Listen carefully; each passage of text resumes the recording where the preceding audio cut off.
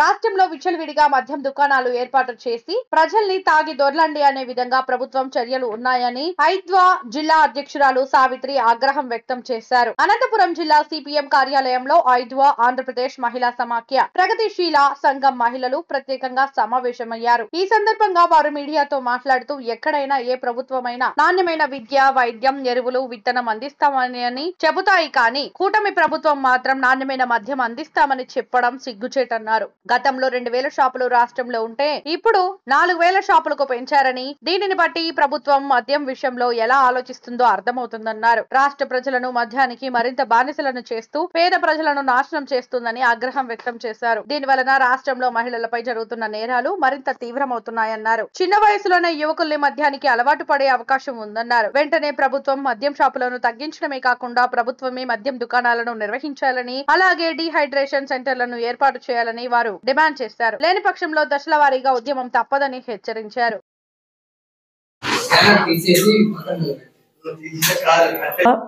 ఆంధ్రప్రదేశ్ మహిళా సంఘం సమాఖ్య అలాగే ప్రగతిశీల మహిళా సంఘం ఈ 3 సంఘాల ఆధ్వర్యంలో సమావేశం పెట్టడం జరిగింది. అలాగే నూతన మద్యం పాలసీని ఏదైతే ఇప్పుడున్న ప్రభుత్వం ప్రవేశపెట్టిందో ఆ ప్రవేశపెట్టిన దాంట్లో నూతన మద్యం పాలసీ పైన మేము రాష్ట్ర వ్యాప్తంగా గతంలో 2017లో చాలా పెద్ద ఎత్తున ఆందోళన చేసినాము. ఆందోళన చేసిన సందర్భంగానే అప్పుడు గతంలో చంద్రబాబు నాయుడు గారు అధికారంలో ఉన్నప్పుడు బెల్ట్ షాపులన్నీ తీసేస్తానని చెప్పినాడు. ఆ ఆందోళన ఫలితంగా ఎక్కడికక్కడ పెద్ద ఎత్తున ఉద్యమాలు చేసిన తర్వాత బెల్ట్ షాపులు తగ్గించాడు. అందుకే చంద్రబాబు నాయుడు గారికి ఈ సంవత్సరము కొత్తగా ప్రజలందరూ కూడా మాకు ఏదో సహాయం చేస్తాడని చెప్పేసి ఎక్కువ సీట్లు తీసుకొచ్చి పెట్టి అధికారంలోకి రావడం జరిగింది. అధికారంలోకి వచ్చేటప్పుడు కూడా వాళ్ళు ఏం చెప్పారు, చంద్రబాబు నాయుడు గారు కానీ పవన్ కళ్యాణ్ నాణ్యమైన మద్యం ఇస్తాను. నాణ్యమైన మద్యం ఇస్తానంటే నాణ్యమైన మద్యం ఎలా ఇస్తావు ఏంటి అనేది కూడా మేము అడుగుతున్నాం ఒకటి ప్రశ్న. అలానే ఇప్పుడు టెండర్లు మేము చెప్పేది ఏమంటే ప్రభుత్వాన్ని మద్యాన్ని నిషేధించమని అడగడం, మద్యాన్ని నియంత్రించండి, దశల వారీగా నిషేధానికి చేస్తూ నియంత్రించండి. ఇప్పుడు బీహార్లో నిషేధం చేస్తున్నారు, తమిళనాడులో కూడా ఆ దిశలో ఉంది, కేరళలో కూడా ఆ దిశలో ఉంది. మన రాష్ట్రంలో ఎందుకు చేయడం లేదు? ఈరోజు తెలంగాణలోకి పోయి ఇక్కడున్న మంత్రులు వాళ్ళు ఏదైతే ఉన్న మంత్రి వర్గ కమిటీ చేశారో ఆ కమిటీ పోయి అక్కడ విచారించుకొని వచ్చిన తర్వాత అక్కడ ఏం చెప్పారనేది దాన్ని బయట పెట్టకుండా తెలంగాణలో బాగుంది, బేష్గా ఉంది మద్యము అని చెప్తున్నారు. ఈరోజు మద్యము మొత్తం రాష్ట్ర వ్యాప్తంగా కూడా 2000 షాపులు ఉంటే ఈ 2000 షాపులకు బదులు 4000 షాపులకు పెంచినారు. అంటే ఎంత విచ్చలవిడిగా పెంచారనేది కూడా దీన్ని బట్టి అర్థమవుతుంది. రేపు 1వ తేదీన టెండర్లు వేస్తున్నారు. మేము ఒకటే మహిళా సంఘాలము చెప్తున్నాము రాష్ట్ర ప్రభుత్వానికి, మీరు దయచేసి మాత్రము ఈ రాష్ట్రంలో మహిళల మాన ప్రాణాలు కాపాడాలంటే మాత్రం మద్యాన్ని నియంత్రించండి, షాపులను తగ్గించండి, ప్రభుత్వమే మద్యం షాపులు నడపాలి అనేది మేము డిమాండ్ చేస్తున్నాం. అలాగే ఈరోజు విచ్చలవిడిగా 2000 షాపులు ఉంటే దీనికి 4000 షాపులు, 4000 షాపులు పెడితే ఒక్కొక్క టెండర్కు 1,40,000 రూపాయలు టెండర్.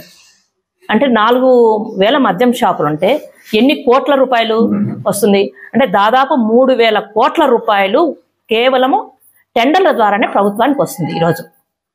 ఇది చాలా దుర్మార్గమైన విషయము.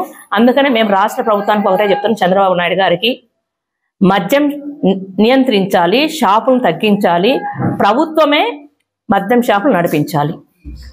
అలానే బడి గుడి దగ్గర లేకుండా చేయాలి. అలాగే డీఅడిక్షన్ కేంద్రాలను ఇప్పుడు ఏదైతే అర్బన్ హెల్త్ సెంటర్స్ ఉన్నాయో ఆ హెల్త్ సెంటర్లలో డీఅడిక్షన్ కేంద్రాలు పెట్టాలి. అలాగే ఎవరైతే మద్యానికి బానిస అయిపోయి కుటుంబాలు చిన్నాభిన్నమై ఆ వ్యక్తి చనిపోతే ఆ కుటుంబాన్ని ఆదుకోవాల్సిన బాధ్యత ప్రభుత్వానికి. అలా కాకుండా ఈరోజు విచ్చలవిడిగా పెంచేస్తామో మద్యాన్ని ఆదాయ వనరుగా చూడొద్దని కొన్నేళ్ల నుంచి కూడా మేము చెప్తున్నాం. మద్యము ప్రభుత్వానికి ఆదాయ వనరు కాకుండా ఎందుకు పెంచుతున్నారు? ఈరోజు కేవలం 99 రూపాయలే మద్యం అని చెప్తున్నారు. ఈరోజు చిన్న వయసులోనే పిల్లలు తాగుడుకు బానిసలైపోయి విచ్చలవిడిగా బండ్లు తోలుతుంటే మహిళలపైన చిన్నపిల్లలపైన అత్యాచారాలు జరుగుతున్నాయి. వీటన్నిటికి కారణము మద్యము, డ్రగ్స్ ఇవన్నీ నిషేధించాలని. ఈరోజు చెప్తున్నారు డ్రగ్స్ నివారించాలంటే మద్యాన్ని పెంచాలా అంటే ఇది ఎక్కడ మా అన్యాయం, దుర్మార్గమైన విషయము. అంటే మద్యాన్ని ఎక్కువ పెంచేసి విచ్చలవిడిగా పెంచేసి అంటే డ్రగ్స్ తగ్గిస్తాము అని చెప్తున్నారు ఎవరికో హోంశాఖ మంత్రి అనిత గారు. మద్యం కూడా ఒక మత్తు పదార్థం. ఈరోజు మహిళలపైన జరగడానికి కారణము చిన్నపిల్లలపైన కానీ, లేదంటే మహిళలపైన కానీ, ముసలి వాళ్ళపైన అత్యాచారాలు జరగడం కానీ, లేదంటే ఆ ఇంటి యజమాని చనిపోతే ఆ కుటుంబంలో మహిళకి ఎంత ఇబ్బందికరంగా ఉంటుందనేది ఆలోచించాల్సిన అవసరం ఉంది. అంతకుముందు 30,000 మంది చనిపోయినారు ఈ రాష్ట్రంలో మహిళ తాగుడుకు కల్తీ మద్యం తాగి అని చెప్పినారు. పవన్ కళ్యాణ్ గారు చెప్తున్నారు. అంటే ఇప్పుడు మేము తగ్గించాము, విచ్చలవిడిగా తాగి దొల్లండి ఊరి మీద ఆంబోతులాగా వదిలేసేదానికి మీరు ప్రయత్నం చేస్తున్నారా అని మేము అడుగుతున్నాం. ఎవరైతే మద్యంకి బానిసపై వాళ్ళు తాగి వాళ్ళు చనిపోతారో ఆ కుటుంబాలకు తక్షణము ఆదుకోవాల్సిన బాధ్యత ప్రభుత్వాన్ని ఉంది.